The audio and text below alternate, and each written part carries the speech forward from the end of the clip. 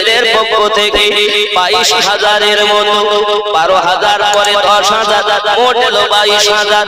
যে জায়গাটাতে উনি অপেক্ষা করলেন, বাবা বাবু খাটিয়ে নিলেন। জায়গাটার নাম হলো কারবালা। হে বাবাজি আমার, একটাই কথা সবার ছিল, আপনি বায়াত গ্রহণ করুন এজিদের। ইমামে হোসেনে পাক বললেন সম্ভবপর নয়, আমি বায়াত করতে পারবো না বাতিলের কাছে। যুবক এমন অবস্থা দেখা দিল ওই মাটিতে, ওই মরুভূমি ময়দানে। ইমামে হোসেন পাক রাদিয়াল্লাহু তাআলা আনহু সমস্ত সন্তানাদি, বাবা আমার ইসলামকে বাঁচানোর জন্য, হকটাকে বাঁচানোর জন্য আপনার শহীদ করে দিলেন। চাচা আব্বাস আল-বাগদাদ শহীদ হলেন, একের পর এক সেনা সৈন্য শহীদ হতে গেছেন, আপনজনেরা শহীদ হতে গেছেন। হাসান পাকের একটি বেটাও, সেও তিনি পর্যন্ত শহীদ হয়ে গেলেন। আব্বাজি আমার সবাই যখন শহীদ হয়ে যায়, ছোট 6 মাসের বাচ্চা ইমামে হোসেন পাক তাকে নিয়ে গেলেন আলিয়াসগারকে। এদের সেনা সৈন্যরাও, ইবনে জিয়াদের সেনা সৈন্যরাও অন্তত এই বাচ্চাটাকে পানি দে, আমাদেরকে দায়িত্ব দিবি না, এদের কথা মানি না বলে, এজিদের বায়াত করি না বলে, কিন্তু ছোট বাচ্চাটাকে দে অন্তত পানি। কারণ এই বাচ্চাটাকে যদি তোরা পানি দিস, এই বাচ্চা উঠে তলোয়ার ধরবে না তোদের বিরুদ্ধে। অন্তত বাচ্চাটাকে পানি দে, বাচ্চাটা অন্তত জীবনে বেঁচে যাক। এ সোনা মানিক ইমাম হোসেন পাক বলেছিলেন, ইবনে জিয়াদ যদি তুই পানি দিস, বিনিময় আমি হোসেন হাসরের দিন হাউজে কাউসার পান করাবো।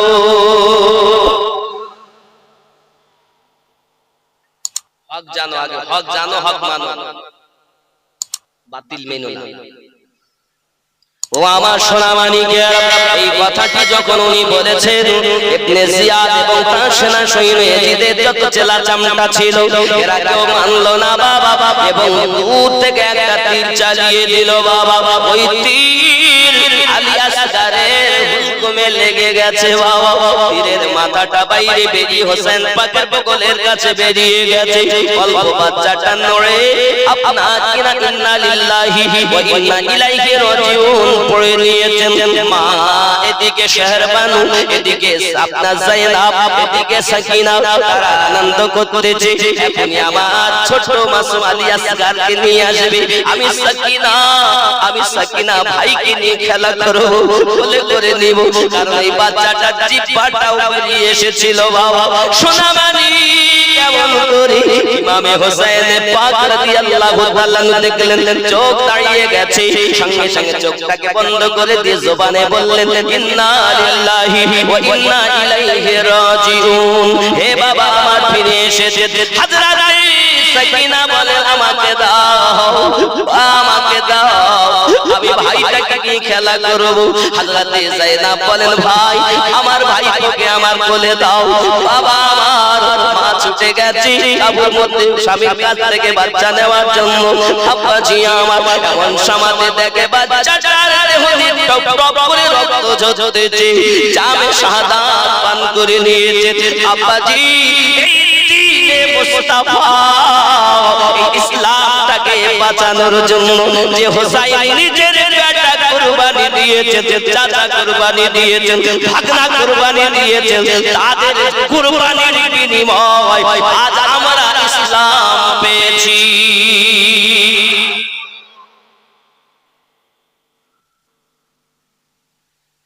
ঠিক না বল?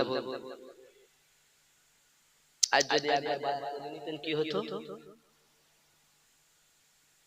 আব্বাজি আমার সোনা মানিক, কারবালার খুব মর্মান্তিক ঘটনা বাবা।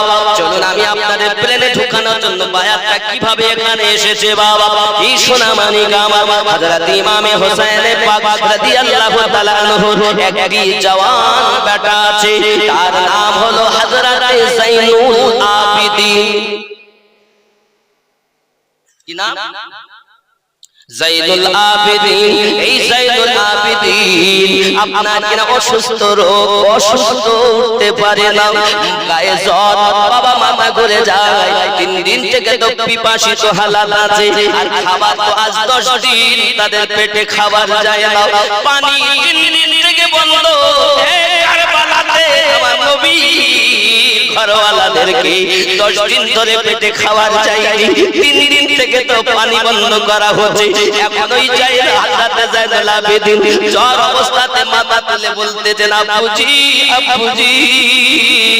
সবাই যায় আর শাহাদাতের জাম পান করে চলে আসে। শাহাদাত যারা হয় তারা নাকি জান্নাতে চলে যায়। আমার মনে বড় আশা, আমি জাইনুল আবেদিন জামের শাহাদাত পান করতে চাই। আব্বা গো, আমি জাইনুল আবেদিনকে একবার অর্ডার দিন, আমি দ্বীনে মুস্তাফাকে বাঁচানোর জন্য, ইসলামকে বাঁচানোর জন্য আমি জাইনুল আবেদিন নিজের গলা শহীদ করে দিতে চাই, নিজে কুরবানি হতে চাই। হযরত ইমাম হোসেন পাক বলেছিলেন, বাবা জাইনুল আবেদিন, বাবা জাইনুল আবেদিন, তুমি যদি কারবালাতে চলে যাও, তুমি যদি কারবালাতে চলে যাও বাবা,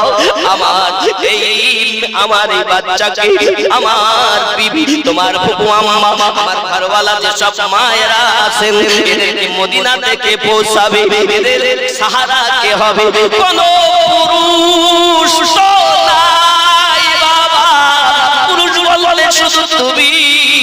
আর তোমার থেকে কিয়ামত অবধি এই দুনিয়ার বুকে আপনার খেলাফত নামাজারি থাকবে।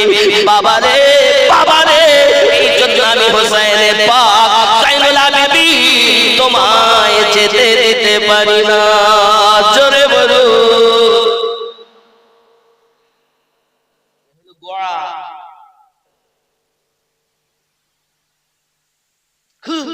আমি যেখানে আমার হুজুর করছি, এই হুজুরা তো পরে, এই হুকুম হয়নি যে আমার মুর্শিদাবাদ হুজুরকে মানতে হবে, খুলনা হুজুরকে মানতে হবে, নলতা হুজুরকে মানতে হবে, বসিরহাট হুজুরকে মানতে হবে, দাদা হুজুরকে মানতে হবে। না গেলে কিছু হবে না। যত আল্লাহর ওলি আছে, যে কোনো একজনের কাছে মুরিদ হন, সকলকে আদব বজায় রাখুন, বাস কাজ শেষ। কিন্তু এই প্রথম যারা ইসলামে, এদের প্রতি যদি আপনি মহব্বত না রাখেন, ঈমান না রাখেন, আপনি বেঈমান, ইয়াজিদের দলের লোক। কোন সন্দেহ নাই। আমার এই কথা যদি কেউ বলে যে ভুল হয়, বুঝিয়ে দাও, নাকি বুঝে যাও। হাত জোড় করে অনুরোধ করি বাবা, এটাই হক।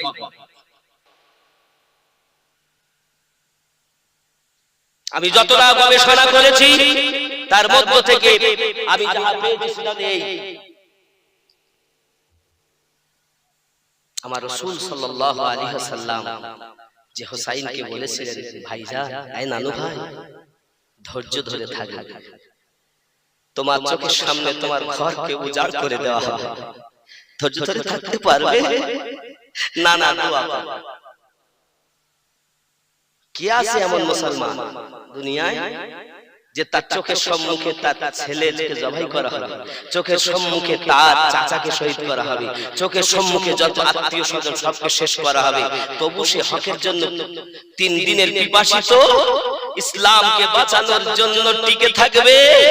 আজ কারবালার মাটিতে যদি ইমামে হোসেন পাক রাদিয়াল্লাহু তাআলা ইসলামটাকে না বাঁচিয়ে যেতেন, মসজিদে তোমার আযান হতো না, মসজিদে তোমার খুতবা হতো না, মসজিদে তোমার আজ আমাদের এই পার পাটনাতে ওয়াজ হতো না। এ যা কিছু হয়েছে সব হোসেন পাকের সাদকা, সব হোসেন পাকের সাদকা। বুঝে যাও।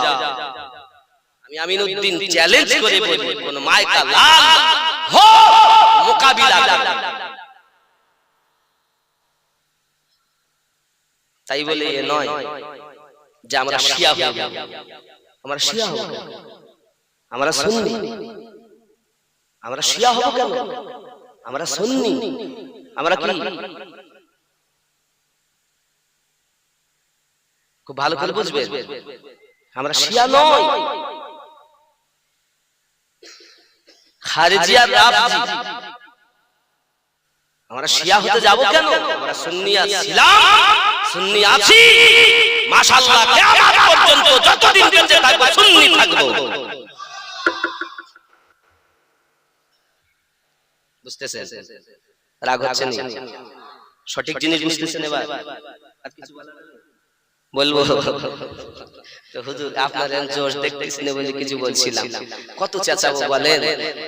বাবা আজকে আজকে আমার ওই মন্দারমণি দীঘার ধারে জালসা, যে কোনো একটা মিস্টেক হয়েছে, আগামী কাল আমি বেরিয়ে যাব সেই জলপাইগুড়ি, এতে বাড়ি গিয়ে আবার বেরিয়ে থেকে জলপাইগুড়ির জন্য, এজন্য খুব ব্যস্ত। কত চেঁচাবো, সারমর্ম বলি, বলবো না ছেড়ে দেব?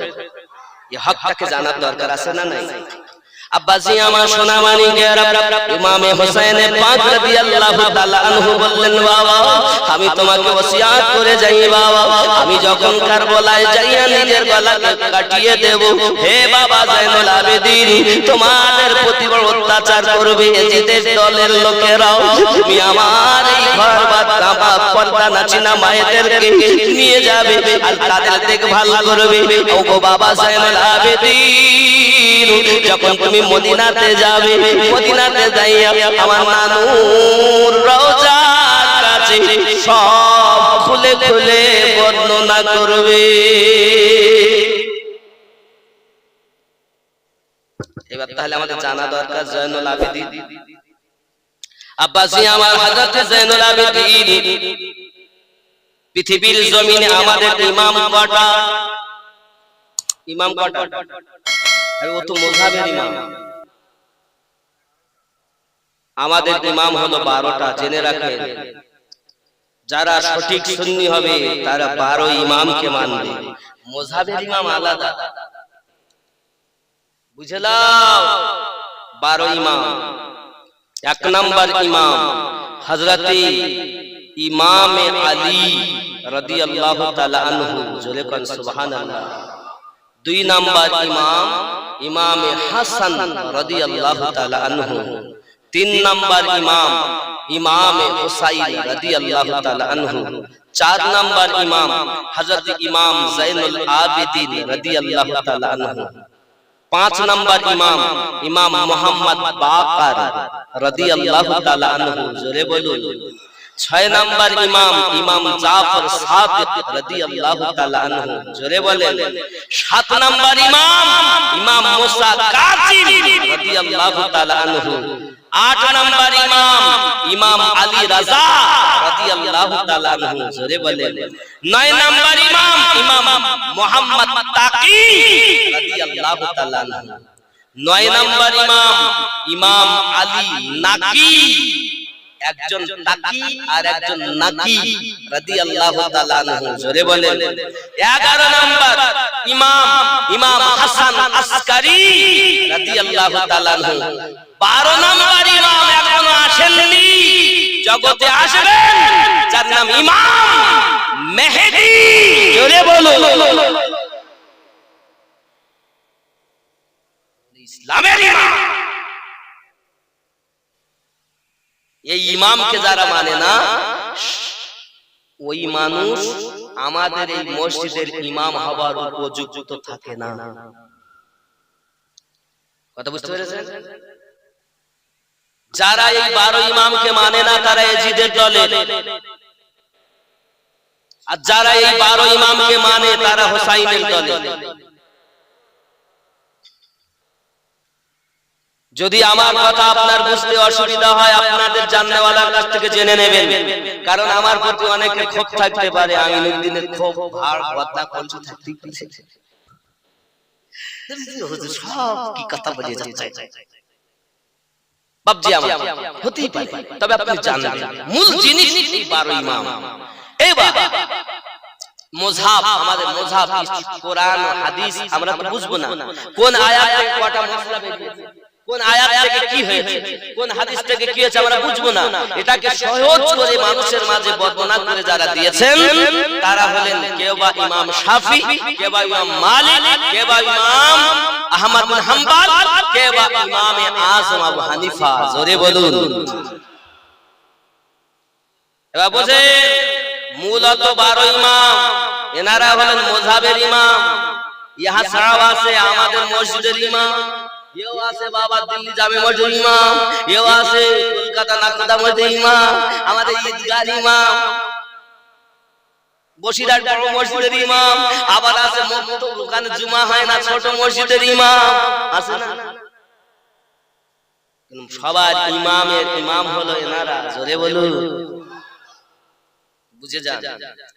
আব্বা আমার এখন ইমামে আজম আবু হানিফা ইনি হলেন মুযহাবের ইমাম। তা আপনি হয়তো বলেন হুজুর আমরা মুযহাব মানতে যাব কেন, ডাইরেক্ট কোরআন হাদিস মানব। তো ডাইরেক্ট কোরআন পড়ে আপনি কিছু পাবেন না, কটা মাসলা কটা ফিকহ কটা কি বেরিয়েছে কেউ জানে না। এইজন্য ইমাম দরকার। হুজুর তা চারজনকে মানতে হবে কেন? চারজনকেই মানবো, চারজনকেই মানবো, একজনকে মানবো কেন? প্রশ্ন থাকতে পারে। চারজন ইমাম যখন সঠিক, চারটিকেই মানবো। আচ্ছা আপনি এখান থেকে দিল্লি যাবেন, তো দিল্লিতে প্লেনেও যাওয়া যায়, ট্রেনেও যাওয়া যায়, বাসেও যাওয়া যায় না, আবার সাইকেলেও হেঁটেও যাওয়া যায়। এবার আপনি যদি বলেন সব একসঙ্গে যাব, তো হবে? প্লেন ট্রেন বাস একসঙ্গে হবে? এই জন্য চার ইমাম একসঙ্গে মানা। একজনের মাসলা অনুসরণ করতে হবে। ট্রেনে গেলে ট্রেনে যাবেন, বাসে গেলে বাসে যাবেন, প্লেনে গেলে প্লেনে যাবে, নাকি? কথা কি বোঝা যাচ্ছে না? প্লেনে গেলে প্লেনে যাবে, আর হেঁটে গেলে হেঁটে যাবে। কিন্তু বিশ্বাস রাখতে হবে যে বাসেও যাওয়া যায়। প্লেনে যাচ্ছেন বলে প্লেনে ছাড়া যাওয়া যাবে না এটা ভাবলে হবে না। বাসে যারা যাচ্ছে তারা ভাববেন না ট্রেনেও যাওয়া যায়, আর হেঁটেও যাওয়া যায়, প্লেনেও যাওয়া যায়। ঠিক তদ্রুপ আমরা ইমামে আজমকে মানি, এটাও আমরা জানি ইমাম শাফি তিনি ভালো, ইমাম মালিক ভালো, ইমাম আহমদ বিন হাম্বল তিনি ভালো, সব ইমাম ভালো। তার মধ্যে আমার ইমাম আমার কাছে আরো ভালো।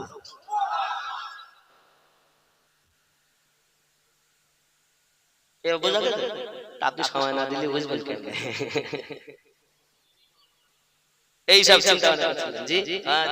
এবার আপনাকে আরো জানা দরকার, তাহলে আমরা ইমামে আজমকে মানবো কেন? ইমামে আজম আবু হানিফা ওনার জন্ম হলো 80 হিজরিতে। কত হিজরিতে? আর আমরা কোরআন মাজিদের পরে কোন হাদিসকে বেশি প্রাধান্য দেই? বুখারী শরীফ। তাহলে ইমাম বুখারীর জন্ম হলো 194 হিজরিতে, আর ইমাম আজমের জন্ম 80 হিজরিতে। ইমাম আজম বলেন আমি 7 জন সাহাবী রাসূলের কাছ থেকে শিক্ষা গ্রহণ করেছি। আসুন আসল জায়গায় আসুন। আপনি তো যত নাম দেন তত মজা, কিন্তু আগে যদি কানতে যাই দোকানে যাবেন কি? আপনাকে তো বুঝতে হবে আমাদের গোড়া কোথায়। কথা কি বুঝতেছেন? জি। এবার হযরত ইমাম আজম আবু হানিফা নুমান ইবনে সাবিত রাদিয়াল্লাহু তাআলা তিনি 80 হিজরিতে জন্ম নিয়েছেন। ওরা বলছে আমরা বুখারী মানি, বুখারী মানি, আমরা ইমাম মানি না। কিছু লোক আছে না এরকম ইউটিউবে, তারা কি বলতেছে? আমরা বুখারী মানি, বুখারী মানি, আমরা ইমাম মানি না। আজ বাবা তোমরা হাদিস মানবে, তা হাদিস মানবে না বুখারী মানবে? হাদিস মানবা, নবীর হাদিস মানবে, তো বুখারী মানবে কেন? তাহলে নবীর হাদিস মানতে গেলেই বুখারী মানতে হচ্ছে। ঠিক তদ্রুপ নবীর ইসলামকে মানতে গেলেই মুযহাব মানতে হচ্ছে। যদি বলুন কথাই বোঝা যায় না?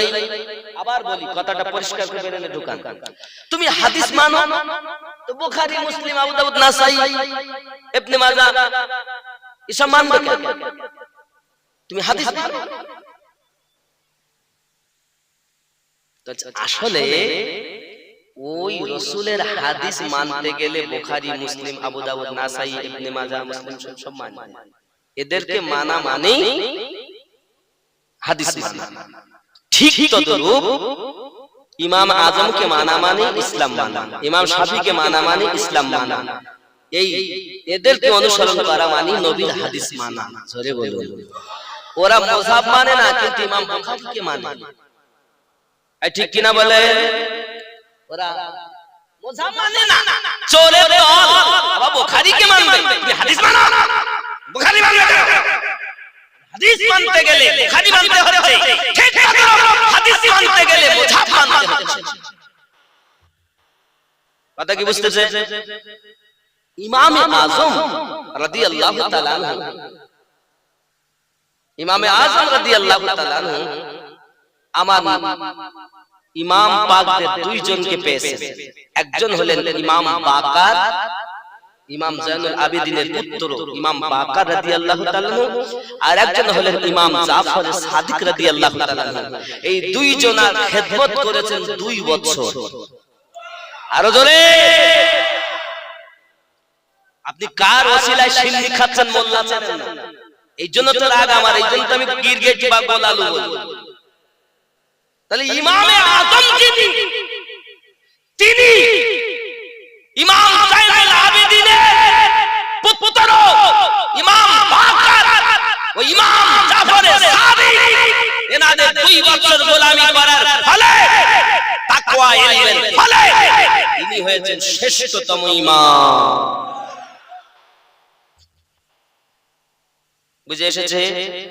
এই এনারা মুযহাবের তরিকত চারটি। এবার এই 12 ইমাম অনুসরণ করে আস্তে আস্তে আস্তে আস্তে বড় পীর আব্দুল কাদের জিলানী রাদিয়াল্লাহু তাআলা হলেন এই ইমামদের মধ্যে গিয়ে আমার নবী বংশের 14তম আওলাদ আব্দুল কাদের জিলানী রাদিয়াল্লাহু তাআলা। যার থেকে কাদেরিয়া, চারটি তরিকত বলেছিলাম না? চিশতিয়া তরিকা যে এই ওই পর্যন্ত রেখে দিলাম, চিশতিয়ার বলিনি। চিশতিয়া তরিকার ইমামের নাম কি? খাজা মাইনুদ্দিন চিশতি আজমিরি। জোরে বলুন। আর একটা তরিকার নাম হলো সোহরাওয়ার্দিয়া। এই সোহরাওয়ার্দিয়া তরিকার নাম হলো ইমাম শাহাবুদ্দিন রাহমাতুল্লাহ আলাইহি। জোরে বলুন। আর একটা তরিকার নাম হলো নকশবন্দিয়া মুজাদ্দিদিয়া। এই তরিকার ইমামের নাম মুজাদ্দিদ আল-ফিসানি রাদিয়াল্লাহু তাআলা। চারটি তরিকাতে চারজন ইমাম, মুজাদ্দিদ আল-ফিসানি হুজুর, খাজা শাহাবুদ্দিন হুজুর, খাজা মাইনুদ্দিন হুজুর, গাউসে পাক আব্দুল কাদের জিলানী হুজুর। জোরে কোন সুবহানাল্লাহ। এই হলো ওই মদিনায় পৌঁছানোর জন্য 4টি হাই রোড। কথা বুঝেছেন? আর যাহা কিছু দুনিয়ার আল্লাহর ওলিগণ আছেন, মুর্শিদাবাদ বলেন, বাংলাদেশ বলেন, ওই নলতা বলেন, বসিরহাট বলেন, ফুরফুরা বলেন, ওই মেদিনীপুর বলেন, যে পুরী বলেন, সব হলো পকেট রুট। এই পকেট রুট দিয়ে গেলে ওই হাই রোডে ওঠা যাবে, আর হাই রোডে উঠলেই মদিনায় যাওয়া যাবে, আর মদিনায় যেতে পারলে নবীর শাফায়াত পেয়ে জান্নাতে ঢোকা যাবে। কথা কি বুঝে আসছে? বুঝে আসছে এবার? জি। এবার আপনি পকেট রুটে তো এত আলোচনা করছেন, আমি পকেট রুটে তো এত আলোচনা করছি, কিন্তু যাদের জন্য এখানে এসেছে তাদের আলোচনা তো করিনি। এখানে আরো একটা জিনিস বলে যাই। আজ আমরা যে ওলি ওলি ওলি ওলি করছি, আল্লাহর ওলিদেরকে ভালোবাসি, কারণ আমার ওয়াজের মধ্যে আপনারা শুনেছেন, দেখবেন গজলেও বলা আছে, আল্লাহর ওলি ছাড়া নবী পাবি না রে দিওয়ানা, আল্লাহর ওলি ছাড়া নবী পাবি না, আল্লাহর নবী ছাড়া খোদা পাবি না রে দিওয়ানা, আল্লাহর নবী ছাড়া খোদা পাবি না।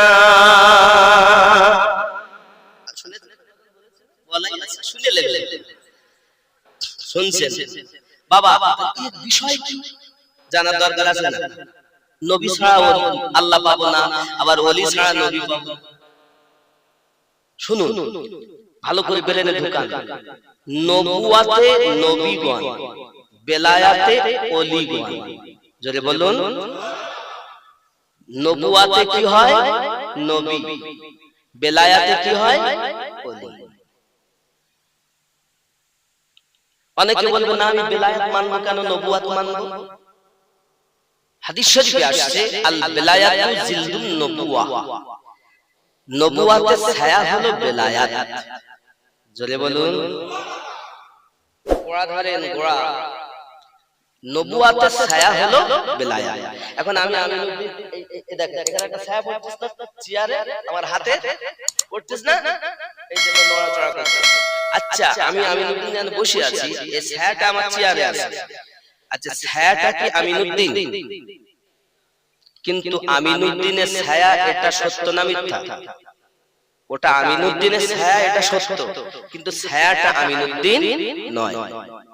ঠিক তো দুটো, নবুয়াত বেলায়াত নয়, কিন্তু নবুয়াতের ছায়াই হলো বেলায়াত। কথা বুঝে আসছে? ভালো করে বুঝবেন, বেলেন পরিষ্কার করেন আর সঠিক জেনে যান। জানি না কার জীবনের শেষ, দেখা হতেও পারে নাও পারে। ঠিক বেলায়াত কোথা থেকে এলো? এই বেলায়াতের সর্দার, তার নাম হলো হযরতে আলী। জোরে বলে আমার নবী নিজ জবানে বলেন, আনা মাদিনাতুল ইলমি ওয়া আলিউল বাবুহা, আমি নবী হলাম ইলমের শহর, আলী তার দরওয়াজা। আমার রাসূল প্যারা জবানে আবার বলেন, আনা দারুল হিকমা, আনা দারুল হিকমা ওয়া আলিউল বাবুহা, আমি নবী হলাম হিকমতের ঘর, আলী হলো তার দরওয়াজা। আমি নবী হলাম হিকমতের ঘর, আলী হলো তার দরওয়াজা। এখন হিকমত নিতে গেলে দরজা দিয়ে যেতে হবে, শহরে ঢুকতে গেলে দরজা দিয়ে যেতে হবে, আর এই দরজাতেই আলী।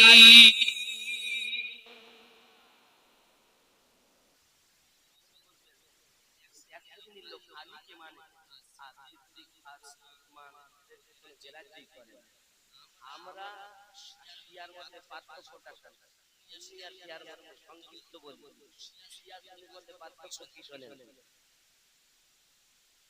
বাবা? আমরা জানি সমস্ত সাহাবী রাসূলদের মধ্যে সর্বশ্রেষ্ঠ হলেন আবু বকর রাদিয়াল্লাহু তাআলা, প্রথম খলিফা, যিনি 38 বছর বয়সে আমার নবী পাকের কাছে কলেমা পড়ে মুসলমান হয়েছে।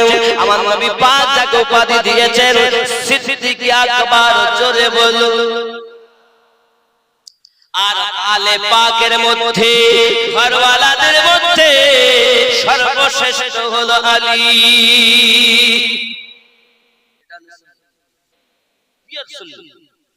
কি সব সাহাবায়ে কেরাম রিদওয়ানুল্লাহি তাআলা আলাইহিম আজমাইনদের মধ্যে শ্রেষ্ঠ সিদ্দিক আকবর, আর আলে পাক ঘরওয়ালাদের মধ্যে শ্রেষ্ঠ আলী পাক। জোরে বলেন পিওর সুন্নি। আর যারা বলে সব থেকে আলী সব সিদ্দিক নয়, ও সুন্নি নয়। কথা বুঝেছে? রাফজি দুটো তো রাফজি আর খারিজি, সব তো বেরেলি বলেন, দেওবন্দি বলেন, ফুরফুরা বলেন, এই যত নাম সব আমাদের দেওয়া। আর ওই সময় সঠিক দল হলো দুটো। ভালো করে বুঝবে, এসব সাত থেকে হালে গেছে যান, সে একরকম দল দল করতেছে। কথা বুঝতে পেরেছেন? সাত থেকে হালে গেছে তো একরকম দল। কেউ বেরেলি হুজুরের ভক্ত, ওখানে বেরেলি হুজুর, আপনি যদি ক্ষমতার দিকে যান আমি বলতে পারবো না, তবে ভালো করে বেরেনে ঢোকান। বেরেলির হুজুর যিনি আহমদ আদা খান ফাজলে বেরেলভী রাদিয়াল্লাহু তাআলা, তিনি হলেন 14 শতকে তাবে রাইটার। জোরে বলে সিরাজ হুজুর রুহুল আমিন রাহমাতুল্লাহ আলাইহি, তিনি হলেন 126 খানা কিতাব, কখনো লেখা আছে 156 খানা, পেইন্টিং আছে 118টা, কিন্তু হচ্ছে 126টা। আমি ভুল বলছি না? ঠিক? তাহলে আপনি মনে করেন যে উনি কিতাব লিখেছে বেশি, উনি বড়, ইনি কিতাব লিখেছে কম, তিনি ছোট, এই আমি বলতে পারবো না। আল্লাহর ওলিরা কে কিরকম পকেট রোড যে চলে সেই জানে ওই রোডে কিরকম, ওই রোড ভালো কি মন্দ জানে। আমি তো এইটাই জানি সবার পীর ভালো, তার মধ্যে আমার কাছে আমার পীর আরো ভালো। বুঝতে পারছেন আমার কথা? তাই সে যে কেউ বলতে, আচ্ছা আমার আল্লাহকে এই ধর্ম দিল যে তুই দেওবন্দি হগা, তুই বেরেলি হগা, তুই ফুরফুরা হগা, এই ধর্ম তো দেয় না। আল্লাহ দিয়েছেন ইসলাম, আর ইসলামটাকে বোঝানোর জন্য দিয়েছেন নবী দো জাহান। জোরে বলে। আর ওই নবীর ঘরওয়ালা আলে পাক থেকে নিয়ে যত আছেন, এই সব তো ওই নবীকে এই ইসলামটা বোঝানোর জন্য। এখন এক এক আল্লাহর ওলি এক এক রকম ভাবে খুশবু দিয়েছেন। দাদা হুজুর রহমাতুল্লাহ আলাইহি এক ভাবে খুশবু দিয়ে বেঈমান মানুষকে ঈমানদার বানিয়েছেন। সরকার আদা হযরত নাজমুল বাবা বেরেলি হুজুর, উনি ওনার মহব্বতে উনি খুশবু দিয়ে মানুষকে আল্লাহ আল্লাহ বানিয়েছেন। ঠিক না ভুল? এইভাবে तमाम দুনিয়ার ওলিরা সব ফুলের গন্ধ এক রকম না। যে যেমন আল্লাহওয়ালা নবীওয়ালা তার মধ্যে তেমন আছে নবীর মুহাব্বত। জোরে বলুন, বোঝা গেছে? আর কিছু বোঝার আছে? এখন হুজুর দাদা হুজুরের ওই মাসের ঘটনাটা বল, মিজি হুজুর কে সুবহানাল্লাহ বলবো নি 12টা 10 20 মধ্যে আমাকে বলেছে 20 মধ্যে বলবেন না 20 ফোন দিচ্ছি, চিন্তা নাই, কালকে তো আবার চাকরি হবে নাকি? অনেক সম্ভব না ভাই, আমি ভুলে যাই।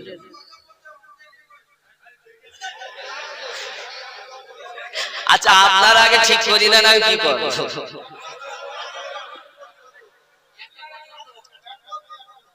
এই জন্য তো আপনাদের পাট না বা এই সাইডে আমি দাওয়াত নিচ্ছি না।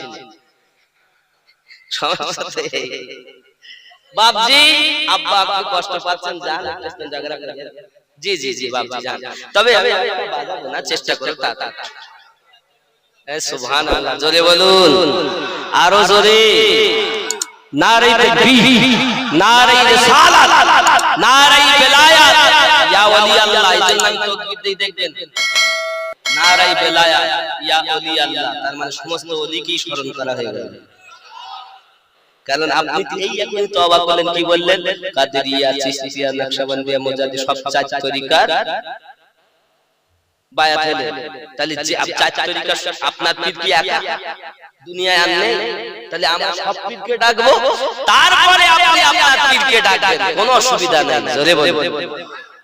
এই জন্য আমি তাকবীর দেই, নারে বেলায়াত, উত্তর হবে ইয়া ওলি আল্লাহ। নারে বেলায়াত, নারে রিসালাত, ইয়া রাসূলুল্লাহ। নারে রিসালাত কি হবে? ইয়া রাসূলুল্লাহ। নারে তাকবীর, আরো জোরে নারে তাকবীর, নারে রিসালাত, নারে বেলায়াত, পবিত্র মিলাদুন নবীর জলসা, শ্রোতা বিন্দু, কমিটি বিন্দু, কমিটির তাকবীর, শ্রোতার তাকবীর। আর যাদের জন্য ইসলাম পেলাম তাদের তাকবীর লাগবে না? কি গো, আসল কথা বললে মামু বেজার হয় না? বলতে আমার হুজুর বলিনি অমুকুর বাবা, তোমার হুজুর তো দলিল না, তোমার হুজুর হলো ইসলামকে পালন করে সে মুহাব্বত করেছে। তোমার হুজুর তোমার জন্য দলিল, আমার জন্য না। যারা মনে করেন দাদা হুজুরের মুরিদ, তাহলে পীর যদি হুকুম করে মুরিদকে প্রত্যেকটা পালন করতে হবে, কিন্তু মনে করেন আর একজন দাদা হুজুরকে ভালোবাসে না, সে কি কথা মানবে? সে কি মানবে? কোরআন হাদিস ইজমা। ও তো এক কথাই বলবে, আমি তোমার দাদা হুজুর মানতে যাব কেন, তোমার দাদা হুজুর মানতে যাব কেন? কেডা বলি তোর মানতে, তুই মানিস নি, আমি মানি। তুই কোরআন মানবি তো তাই মান, তুই হাদিস মানবি তো তাই মান। ঠিক না ভুল বলছি? কিন্তু তুমি এটা আগে বলো যে আল্লাহর ওলিরা কোরআন হাদিস থেকে আলাদা। যদি কোরআন হাদিস থেকে আলাদা না হয় তো তুমি আমার পীরের কাছে মুরিদ হও বা নাই বা হও, তুমি আমার পীরের বদনাম করার অধিকার তোমাকে কে দিয়েছে? বুঝতে পারছেন কথা কি? বুঝে আসেন? আপনি মুরিদ হলেন বা নাই বা হলেন, কিন্তু আপনি কিসের জন্য বদনাম করবেন? আল্লাহর ওলিদের বদনাম করলে তো আল্লাহ সহ্য করে না, করে? তাহলে আল্লাহ যখন করছে না, তা তুমি ইমানদার তো ওলি আল্লাহর বদনাম করে না। ওরা যেখানে আল্লাহর এক ওলির কাছে মুরিদ হয় আর সমস্ত ওলি আল্লাহকে ভালোবাসে, এই হলো ইমানদার। কথা বোঝাইছে? জি, আমার কথা রাগ করবেন না বাবা, বোঝার চেষ্টা করুন। এখন এই ওলি আল্লাহ আমরা এবার ইমাম হোসেন পাক তো দিয়ে গেলেন জাইনুল আবেদিনকে, দুনিয়াতে ওই থেকে বংশ চলবে, আজও চলছে দুনিয়ায় যত ওলি আল্লাহ আছে ওখান থেকে। জোরে বলুন। এই জন্য আল্লাহর ওলিগণ গাউসে পাক, খাজা পাক, মুজাদ্দিদ আল-হাসানি পাক, হুজুর সমস্ত হুজুরকে মেনে চলে, ওলি আল্লাহকে মেনে চলে। তাহলে কি বোঝা যাচ্ছে? তাহলে হুজুর আল্লাহর ওলিগণ সঠিক আছে, ভুল আছে আমরা, ঠিক কি না? যে হোসেন পাক তো দিয়ে গেলেন জাইনুল আবেদিন, তুমি যাও, তোমার শহীদ হতে হবে না, তোমার থেকে চলবে দুনিয়ায় বেলায়াত। আরো জোরে। এইবার ইয়াজিদের সেনারা কি করলো দেখেন, ইমামে হুসাইন পাক রাদিয়াল্লাহু তাআলা আনহু নিজের গর্দানকে কাটিয়ে দিলেন বাবা কারবালার মাটিতে। বাবা আমার কিভাবে কাটিয়েছে ছোট করে বলি বাবা শুনুন। এমন সমাজে কাটতে চিত্তে কারবালার মাটিতে বাবাজি আমার দেখে পৃথিবীর মাটিতে ইমামে হুসাইন পাক রাদিয়াল্লাহু তাআলা আনহুর বুকের উপরে সীমার বসে গেছে, হীরার তলোয়ার চালাচ্ছে বাবা। সঙ্গে সঙ্গে ডাক দেয় আয় সীমার উঠ, আয় সীমার উঠ, একটা কোন সময় একবার বল। বলে এটা যোহরের ওয়াক্ত, শুক্রবার জুমার দিন। বলে উঠ আমি 2 রাকাত নামাজ আদায় করি। আমার হুসাইন পাক শিক্ষা দিয়ে গেছে, ও আমার নানুর উম্মতেরা, দুনিয়ার জমিনে খাওয়া হোক বা নাই বা হোক, পিপাসিত হও বা নাই বা হও, যেন আল্লাহর ইবাদত নামাজ ছেড়ে দিও না। এটাই তো শিক্ষা দিয়ে গেছে। তাহলে আমরা নামাজ পড়বো না তো হুসাইনকে পাবো? আব্বাজি আমার সীমার তলোয়ার চালায় গলা কাটে না বলে এমনি সমাজে আপনার কিনা তলোয়ার ছুঁড়ে ফেলে দেয় বাবা। এমন সমাজে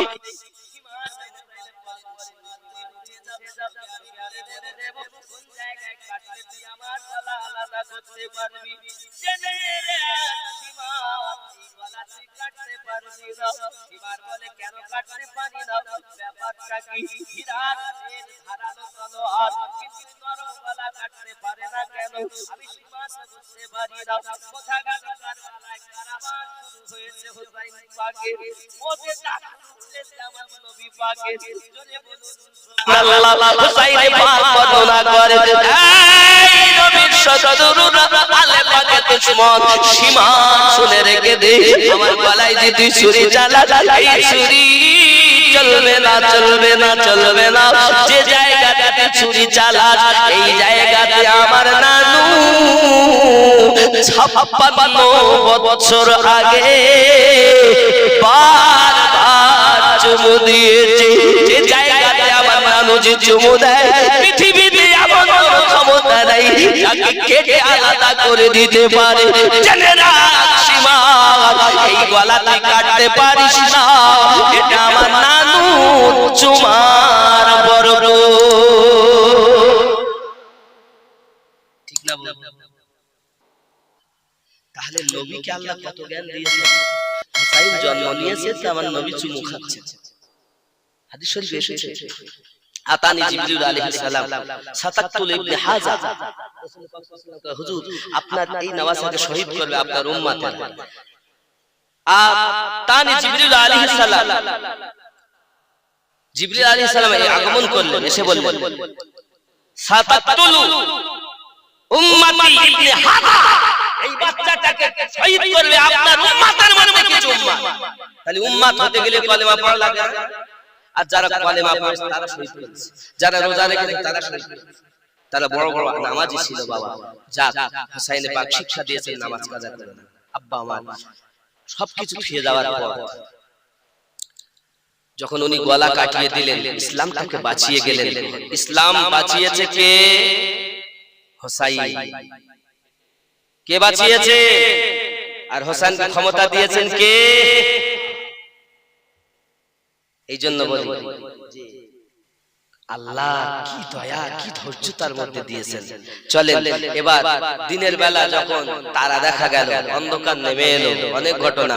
এবার সীমারে ইয়াজিদের দলের লোক করলো কি, তাবুতে আগুন খাটিয়ে দিয়েছে, তাবুতে আগুন ধরিয়ে দিয়েছে, এ তাবুতে ও তাবুতে সে তাবুতে আগুন দিয়ে দিয়েছে। আমার নবী পাকের আলাওলা যারা আছেন মায়েরা, তারা যেন পুড়ে ছাই হয়ে যায়। খালি মুসলমানকে শহীদ করার পরও তারাও মুসলমান, আগুন ধরিয়ে দিয়ে। আব্বাজি আমার ছোট একটি বাচ্চি যার নাম হলো সাকিনা, এই সাকিনার কানে আছে সোনার দুল, সোনার বালি। এমন সময় সাকিনার কাছে গেছে দুশমনেরা, কানের দুল ধরে টান দিয়েছে রে বন্ধু, কান ছুঁয়ে গেছে, টপ টপ টপ টপ করে রক্ত ঝরছে। সাকিনা বলতে চাচ্ছে, ও এজিদের দলের লোকেরা, আমরা আলে পাকের ঘরওয়ালা রাসূল পাকের ঘরওয়ালা যদি আমার কাছে চাইতে আমি কানের দুল খুলে তোমাকে দিয়ে দিতাম। আমি 3 দিন থেকে পানি পান করি না। আমি আব্বা হারিয়েছি, ভাই হারিয়েছি, আপনজনদেরকে হারিয়েছি। আমার দুলটা কেন এমন করে তোমরা টেনে টেনে আমার হাতটাকে ছেড়ে দিয়েছো? এত নির্মম ব্যবহার করেছে বাবা। সমস্ত তাবুতে আগুন ধরিয়ে দিয়েছে যখন হযরত সাকিনা রাদিয়াল্লাহু তাআলা আপনার যে ওন্নাতে আগুন ধরে গেছে, মায়েদের ওন্নাতে আগুন ধরে গেছে, তারা ছুটে ছুটে এই তাবু থেকে ওই তাবু, ওই তাবু থেকে এই তাবু। ইসলামের ক্ষতি করেছে সব থেকে বেশি, সত্য বেশি মুসলমান। এই জন্যই বলেছি বাবা, সত্য বেশিকে ভালোবাসি। ওরে আমার সোনা মানিকেরা, বাবাজি ভাইয়েরা আমার, ভালো করে বুঝুন। আগুন যখন তাবুতে ধরানো হলো, আব্বা আমার এমন সমাতে দেখা গেল যে তাবুর মধ্যে জাইনুল আবেদিন উঠে দাঁড়াতে পারেন না। দুশমনেরা ওটাও আগুন ধরিয়ে দিয়েছে বাবা।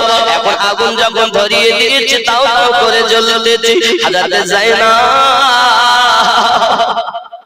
হুসাইন পাকের পুত, আমার নবী পাকের নওয়াসি আলী রাদিয়াল্লাহু তাআলা আনহুর বিটি মা ফাতেমার কলিজার টুকরা হযরত যায়েনাব সালাতুল্লাহি আলাইহা ওই তাবুর আগুন ধরা অবস্থায় ভিতরে ঢুকে গেছে। সবাই মনে করছে আর যায়েনাব বাঁচবে না, যায়েনাব আর বেঁচে থাকবে না, যায়েনাব জগৎ থেকে শহীদ বরণ করবে, এখনই পুড়ে ছাই হয়ে যাবে। কিছুক্ষণের মধ্যে দেখা গেল কাঁধে করে জাইনুল আবেদিনকে নিয়ে বেরিয়ে এসেছে। এই সোনা মানিকেরা, আজকে দুনিয়াতে আপনি আল্লাহর ওলিদেরকে ভালোবাসতেছেন। এই আল্লাহর ওলিদেরকে ভালোবাসার চেতনা যদি হযরত জাইনুল আবেদিনকে আমাদের কাছে না দিতেন বাবা, বোঝা গেল আল্লাহর ওলি পেয়েছি হযরত যায়েনাব জননীর সাদকা। বেলায়াত থাকতো না, ওলিয়াত থাকতো না যদি যায়েনাব ওই কারবালার মাটি থেকে, তাবুর ভিতর থেকে হযরত জাইনুল আবেদিনকে বার করে না আনতেন। তাহলে এই কোথায় অমুক হুজুর তমুক হুজুর, যত হুজুর, কোন হুজুর পাওয়া যেত না। ঠিক কি না ভুল? ঠিক না ভুল বলে? তাই আমি আগেই বলেছি, আপনি এখানে এত লাফালাফি করছেন তো গোড়াকে চিনলেন না। তাই বলেছি আমাদের গোড়া ওখানে। আরো জোরে বলুন। তাহলে আলী থেকে ওলি হয়েছে। এখন আলীকে ডাকলে অনেকে রাগ হয়। আমরা যদি এখন হাসান পাক আমাদের, হুসাইন পাক আমাদের, সিদ্দিক পাক আমাদের, বাবা ওমর পাক আমাদের, উসমান পাক আমাদের, খাতুনে জান্নাত আমাদের, আলী আমাদের নাকি? এখন যদি আমরা হুসাইনের নারা দিই তো রাগ হয়, আলীর নারা দিই তো রাগ হয়। আর যাদের রাগ হয় কাদের? এজিদের দলের লোক, হুসাইনের দলের লোকের রাগ। দাদা হুজুর পীর কিবলার আওলাদ এসেছে, যদি তাদের নামে তাকবীর দেই তাহলে যাদের রাগ হবে তাদের কি বোঝা যায়? আসলে ওর মধ্যে হিংসা আছে। ঠিক না? দাদা হুজুর পীর কিবলার আওলাদের নামে যদি তাকবীর দেই তো যদি রাগ হয় তো বুঝতে হিংসা আছে। তাহলে আলীর নামে যখন তাকবীর দিচ্ছি তোমার রাগ হচ্ছে, তার মানে তোমার ভিতরে এজিদের মায়া আছে। ঠিক না ভুল? গোড়া ধরে চলো। হ্যাঁ, হুজুররা দেননি তো দেয়নি বলে দেওয়া যাবে না, এরকম নয়। এটা দাও, এটা ইনারা হলেন ইসলামের প্রথম। জোরে বলুন। বাবা আমি বেজবেন না, মেহবুল সাহেব কোন চাকরি পেয়েছে, সুবহানাল্লাহ। না না না, কি বুঝলে? তাহলে মোটামুটি বেলে ঢুকেছে তো আমরা কোথা থেকে? সত্যি এইরকম মায়া বলে। আচ্ছা ওরে সর্বনাশ, সুবহানাল্লাহ, কত আশা এনাদের। জোরে কোন সুবহানাল্লাহ। জন্ম আমার নবীর যুগে হলে কেমন হতো, জন্ম আমার নবীর যুগে হলে কেমন হতো, তু নয়নে রাসূল পাক দেখিলে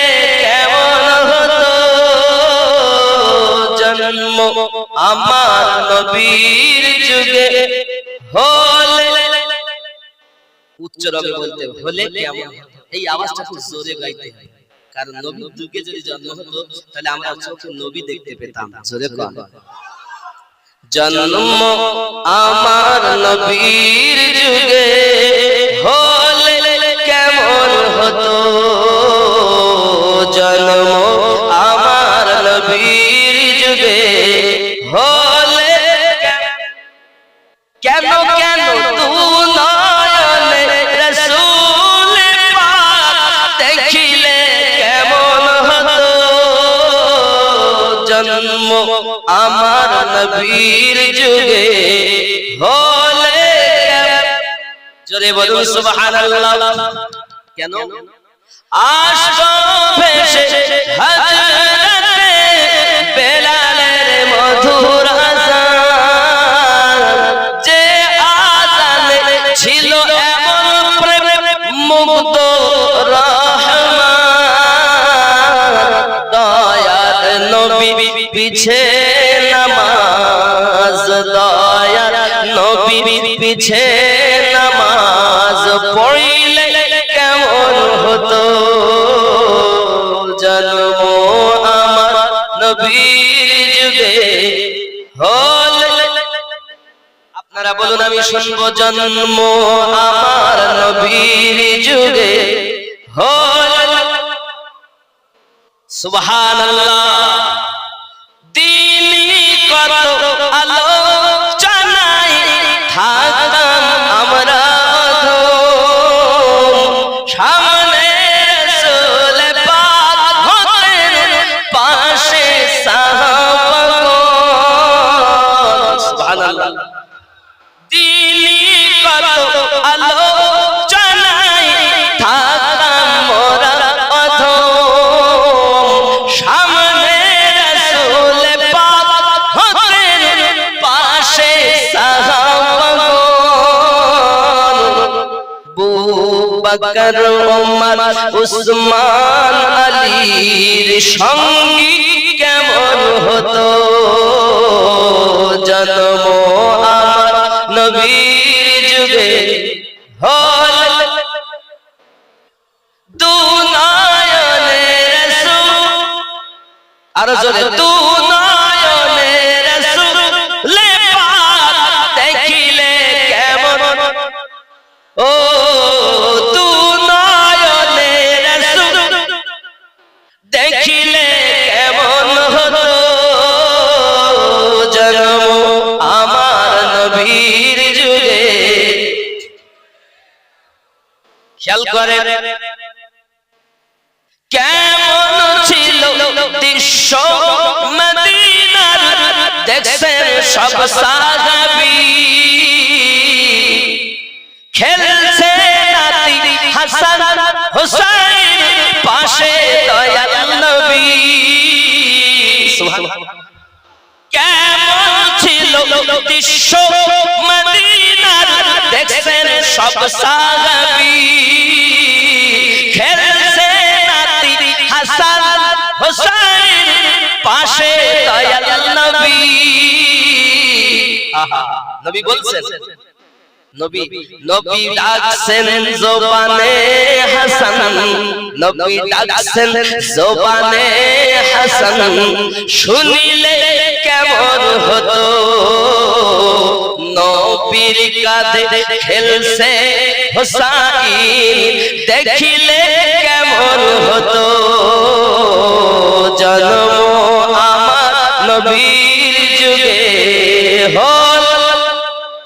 হতো, দু নয়নে রাসূল পাক দেখিলে কেমন হতো, জন্ম আমার নবীর যুগে হলে, জোরে বলুন সুবহানাল্লাহ। এত সময় বোঝা যাচ্ছে এই পার্টনারস সব মানুষ সত্যি নবী প্রেমী, আল্লাহর ওলি প্রেমী, আলে পাক প্রেমী, জোরে বলুন সুবহানাল্লাহ। প্রেমিক বিলাল লাস্টে বললে লাস্টে বললে হবে ইনশাআল্লাহ, তো চিন্তা নেই। তবে বাবা আমি আপনাদের অনুরোধ করব, আলে পাকের ভক্ত, ওলি আল্লাহর ভক্ত, এরাই হলো মূল সঠিক। এছাড়া যত দল যত মত আছে এ পথ সব বাতিল পথ। নামাজ থাকতে পারে, রোজা থাকতে পারে, ডিগ্রি থাকতে পারে, বাবা অনেক ডিগ্রি, এই ডিগ্রি লিখতে লিখতে লিখতে শেষ। অনেকে বলছে হুজুর এখনকার সময় অমুক বক্তা সবথেকে ভালো, কে তো নাম করব না, বুঝলেন, বলছে আমার নবী মাটির নবী, নাউজুবিল্লাহ বলে। এক কথা বুঝে লিখতে হবে, জ্ঞান অর্জন করিস বটে, তবে সব এজিদের দলে গেছে আমি নেই, বুঝলেন, নাম করি বলবো না। তারপরে আমার নবী পাক সাল্লাল্লাহু আলাইহি ওয়াসাল্লামের স্ত্রী আম্মা জান খাদিজাতুল কুবরা রাদিয়াল্লাহু তাআলা ইনট্যাক্ট ছিলেন না, আর জোরে কান নাউজুবিল্লাহ। তাহলে আমরা তো বাবা হালুয়া পোলাও বিরিয়ানি কোফতে সব দেশে, একটুখানি যদি মুরগির পায়খানা দেয় তো খাওয়া যায়? আপনি যতই এজিদের দলের লোক মৌলভী মাওলানা আনবেন তো হালুয়া পোলাও বিরিয়ানি দেবে, এমন একটি পায়খানা দিয়ে যাবে বুঝতেছেন। আর যদি হক নিয়ে আসেন, দাদা হুজুরের তরিকায় বায়াত না হোক, এই চার তরিকা যে কোনো তরিকাতের মানুষ আনলে আপনি ওই হোসাইনে বার্তা পাবেন। আর যদি এজিদের মাল এসে গেছে স্টেজে, পায়খানা দিয়ে যাবে। আর এখন লোক বলতে যাই বলে বলে হুজুর তো দেখতে ভালো, কোরআনই তো বলতেছে। আমি বলি বাবা তাদের কাছে তাদের মুখে কোরআন শোভনীয় নয় যারা নবী পাকের নামে আযান দেয়, নামাজও পড়ে, আবার নবীর নওয়াসার গলায় ছুরি চালায়, এই ঠিক না? আর নবীর নওয়াসার গলায় চালাই নাই, কিন্তু ওলি আল্লাহর গলায় চালাচ্ছে। দুনিয়ার যে কোনো ওলি আল্লাহ বলতে তুই আজমি যাবি কেন, পাঞ্জাবে যাবি কেন, এ বলতে ওই তুই দিল্লি যাবি কেন, ওই সৌদি তুই পুতলা কি করতে যাচ্ছিস, মানে কি রই তো তোদের বাড়ি যাব, ওই তোদের বাড়ি আল্লাহর ওলির দরবারে যাও, তোদের বাড়ি যাও। আমরা ওই এক কথাতে বুঝে নিয়েছি ও আসলে ওর গোড়া খারাপ, কি খারাপ কি খারাপ, আর আমাদের গোড়া জোরে বলো, আমার বলো সে সহ্য করতে পারে না। আমার নামের পিছনে কত দাগ, আগে তো যাহা কিছু কিছু বলছিল আর এখন প্রায় সব বলতেছে, তাহলে কোনো অসুবিধা নেই। যতদিন আমার নামে বদনাম না করতেছে ততদিন আমার দ্বারা কিছু কাজও আল্লাহ করিয়ে নিচ্ছেন। যেই কিছু লোক বদনাম করে তো মনে করবেন আল্লাহ শুকরিয়া, আমার দ্বারা কিছু হলো কাজ আল্লাহ করিয়ে নিচ্ছেন, ঠিক নেই? আমি খুশি, আমি খুব আনন্দিত। তবে আমি আপনাকে অনুরোধ করব, যদি মনে হয় আমি একদিন হক আছে তাহলে পাশে থাকবেন। বাবা আপনি আপনার পীরের ভালোবাসাতে মহব্বতে আপনি আলে পাক নবী পাককে পাওয়ার আশা করেন, ঠিক না? আমি যে সংগঠন করেছি সংগঠনের নাম হলো সুন্নি জাগরণ কাফেলা। সুবহানাল্লাহ। কি কাফেলা? সুন্নি জাগরণ কাফেলা। এটা গজলও আছে, সুন্নি জাগরণ কাফেলা জিন্দাবাদ জিন্দাবাদ, সুন্নি জাগরণ কাফেলা জিন্দাবাদ, বাতিলের দুশমন হকের আপনজন, বাতিলের দুশমন হকের আপনজন, নেই গোলামের খাত, সুন্নি জাগরণ কাফেলা জিন্দাবাদ জিন্দাবাদ, সুন্নি জাগরণ কাফেলা জিন্দাবাদ। জোরে বল, লম্বা গজল আর দুই একলি বলবো। হকের ঝান্ডা উড়বে ধরায় ফেরেশতাবাজি চলবে না, হকের ঝান্ডা উড়বে ধরায় ফেরেশতাবাজি চলবে না, সত্যকে আজ নাও গো জেনে নইলে ঈমান থাকবে না, ফিতনা ছেড়ে দাও কবুল করে নাও, ফিতনা ছেড়ে দাও কবুল করে নাও, ঈমানকে বাঁচাও ধরো হকের পথ, সুন্নি জাগরণ কাফেলা জিন্দাবাদ জিন্দাবাদ, সুন্নি জাগরণ কাফেলা জিন্দাবাদ, বাতিলের দুশমন হকের আপনজন, এ বাতিলের দুশমন হকের আপনজন নেই কোনো এর খাত সুন্নি জাগরণ কাফেলা জিন্দাবাদ জোরে বল আমাদের দলিল কটা হাদিস কোরআন ইজমা কিয়াস দরুদ সালামের সাথে জীবন যাপন করতে হবে নূর নবীর মুহাব্বতে নারে তাকবীর নারে তাকবীর খুব খেয়াল হাদিস কোরআন ইজমা কিয়াস দরুদ সালামের সাথে জীবন যাপন করতে হবে নূর নবীর মুহাব্বতে ওয়াহাবীদের মুখোশ খুলে পর্দা তাদের করতে ফাঁস কবর থেকে আনবে তুলে চেপে রাখা ইতিহাস ওয়াহাবীদের মুখোশ খুলে পর্দা তাদের করতে ফাঁস কবর থেকে আনবে তুলে চেপে রাখা ইতিহাস ফিতনা ছেড়ে দাও কবুল করে নাও এ ফিতনা ছেড়ে দাও কবুল করে নাও ঈমানকে বাঁচাও ধরো হকের পথ সুন্নি জাগরণ কাফেলা জিন্দাবাদ জোরে বল